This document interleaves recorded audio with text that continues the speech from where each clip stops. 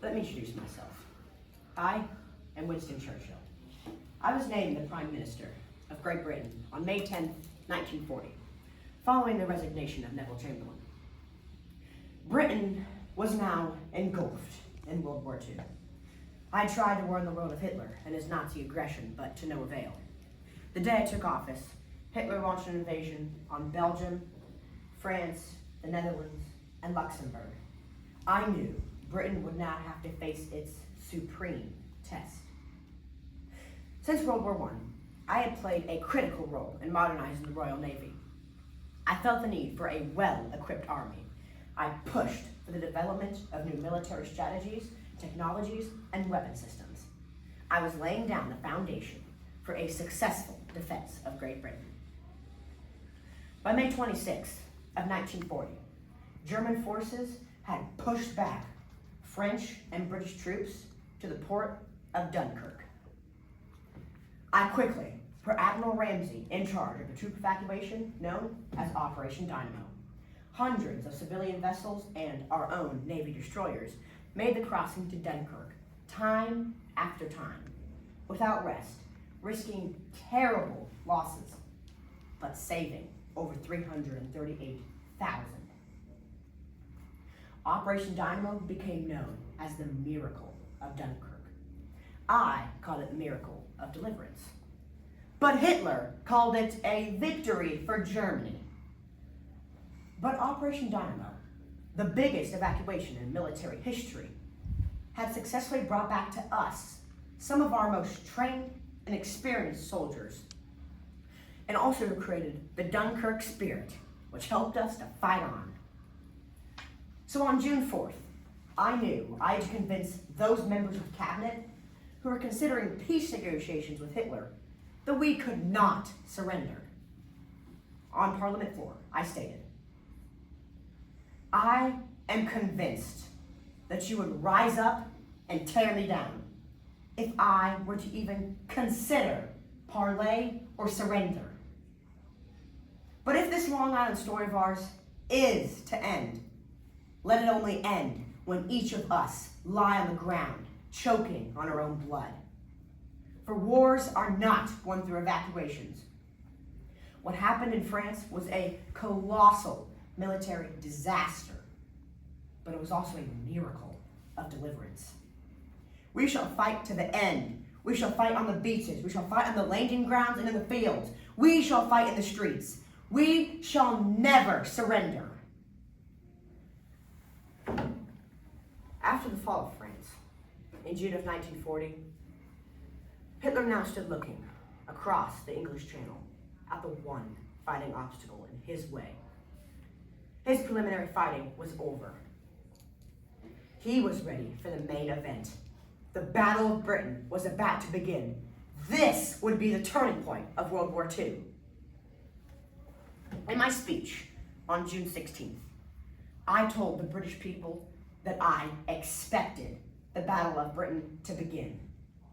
And upon it depends our own British life and the survival of our institutions and our empire. For if we stand up to Hitler, then the world may be free and may move forward. But if we fail, all we have known and cared for will fall into the abyss of a new dark age.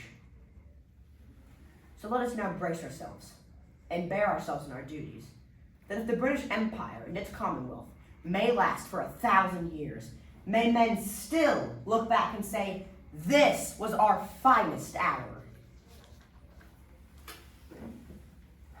The Battle of Britain began July 10, 1940.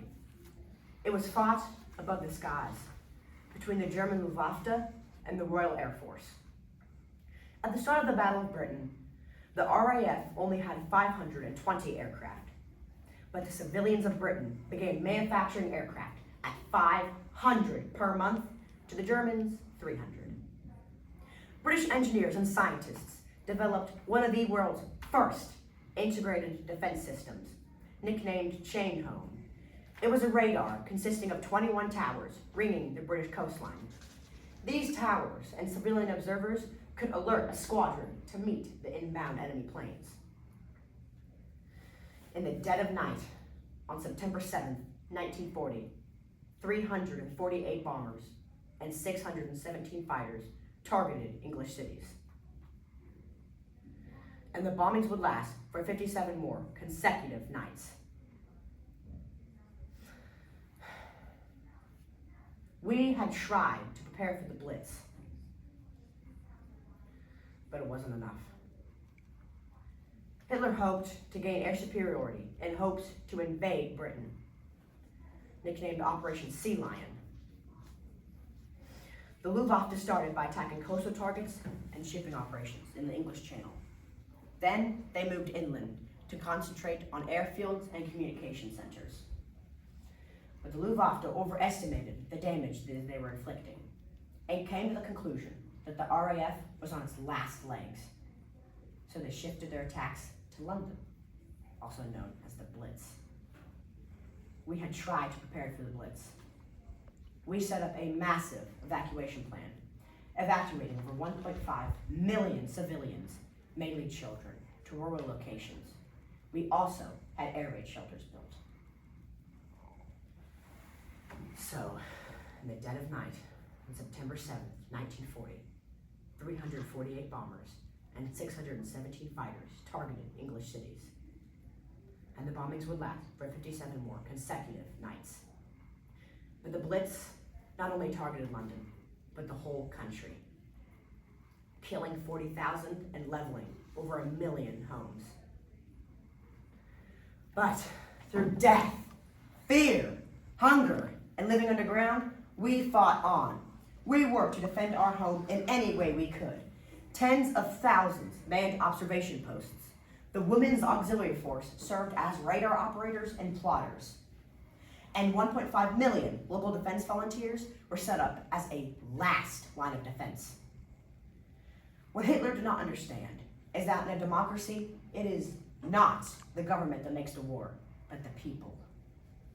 We were ready to sacrifice everything to save honor and defend our homeland and Western civilization. Hitler was enraged that we would not surrender.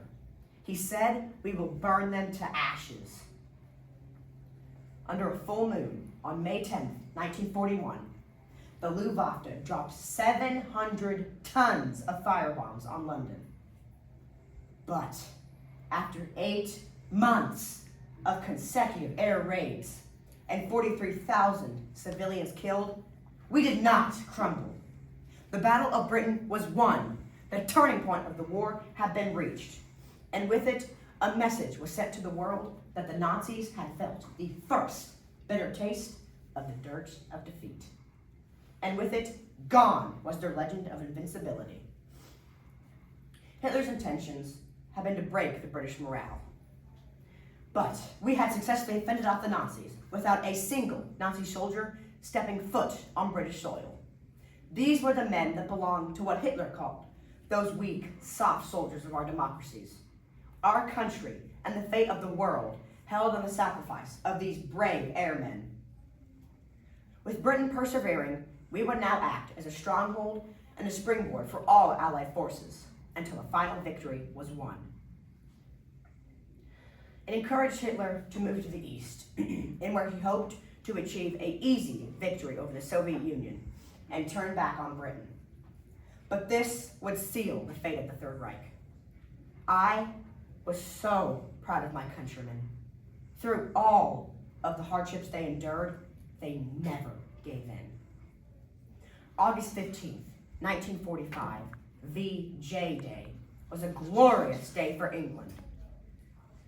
The Battle of Britain will always be known as the turning point of World War II and Britain's finest hour.